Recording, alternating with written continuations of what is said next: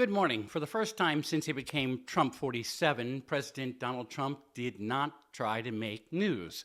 On President's Day, Trump played golf at his club in Florida near Mar-a-Lago and then spent the night there. However, Michelle King, the acting commissioner of Social Security, resigned last night as she was being replaced for her pushback on the DOJ minions getting access to Social Security computer record systems as they seek out fraud and waste.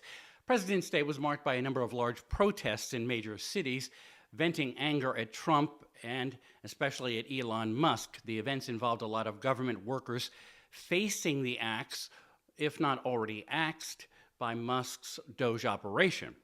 With dozens of lawsuits over DOJ activities, one major test case could be in front of the Supreme Court shortly. The Trump Justice Department is asking the justices to step in on an emergency basis so that Hampton Dellinger can be fired. He'd been head of the Office of Special Counsel at DOJ.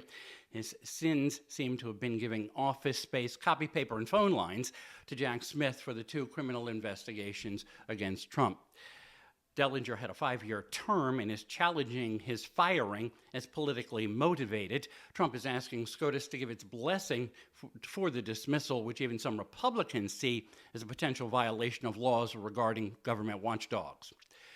Secretary of State Marco Rubio is in Saudi Arabia today for the start of meetings with Russian officials, hoping to end the war in Ukraine. The Russian delegation made a show of heaping praise on President Trump Monday.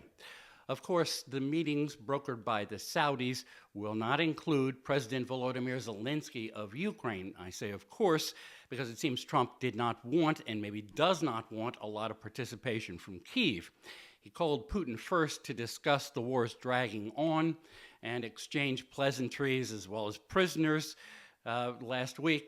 He called Zelensky after things were basically set. The Ukrainian leader, a hero to the West for holding his country's own against Putin's aggression, said on NBC's Meet the Press Sunday, Ukraine will not accept any peace deal of which it is not a participant.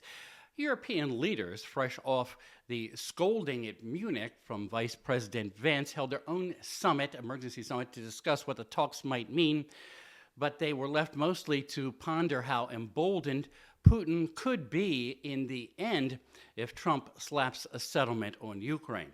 Zelensky is planning to travel to Riyadh tomorrow, but he will only be on the sidelines, not necessarily participating, but a reminder to the U.S. delegation that Ukraine's fate is hanging in the balance.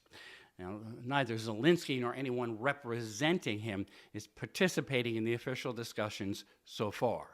With ear on the White House, I'm Bob Costantini.